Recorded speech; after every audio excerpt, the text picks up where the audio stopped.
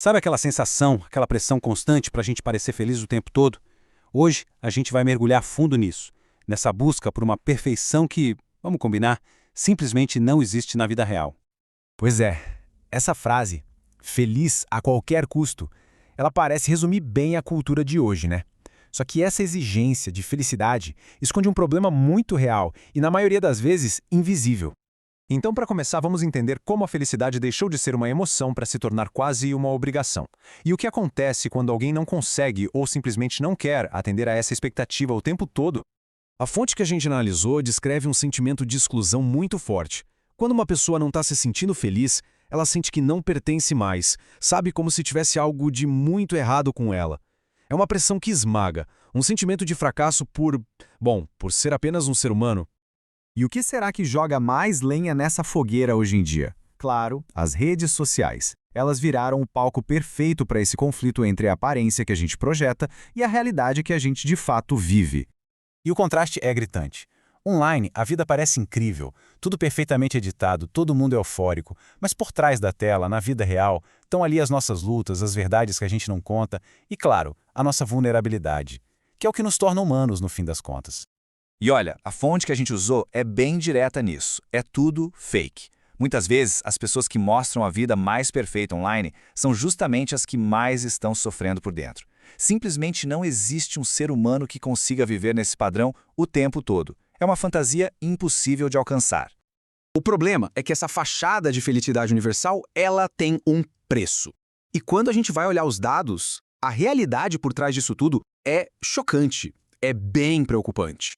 Agora o papo fica bem sério. Os números que vêm a seguir revelam as consequências trágicas e muito reais dessa pressão toda. Pensa bem nisso. A cada 40 segundos, uma pessoa tira a própria vida em algum lugar do mundo. 40 segundos. É um número que assusta. Só no tempo que a gente está conversando aqui, várias vidas já foram perdidas. E não para por aí. A cada 20 segundos, uma outra pessoa tenta tirar a própria vida. Isso dá uma dimensão do tamanho do desespero que está escondido debaixo do tapete na nossa sociedade.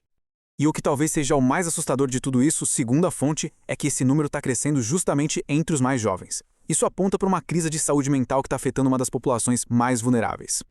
Então tá, de onde vem tudo isso? O que está na raiz dessa crise toda? A análise que a gente fez sugere que existe uma falha gigantesca na forma como a gente comunica o que é ser gente. Essa pergunta aqui faz a gente parar para pensar, né? O que a gente realmente considera normal? Será que a tristeza, a ansiedade, a frustração, será que a gente baniu essas emoções da nossa definição de uma vida normal? E é aí que entra a ideia de olhar para a tristeza de outra forma. Não como um fracasso, algo a ser evitado a todo custo, mas como uma emoção necessária. Ela é fundamental para a gente refletir, se conhecer melhor e crescer. No fim das contas, o ponto central é este. A gente está falhando em comunicar o que é um comportamento normal. A gente falha em ensinar que a tristeza faz parte da vida e, talvez o mais importante, que é simplesmente impossível ser feliz e eufórico o tempo inteiro.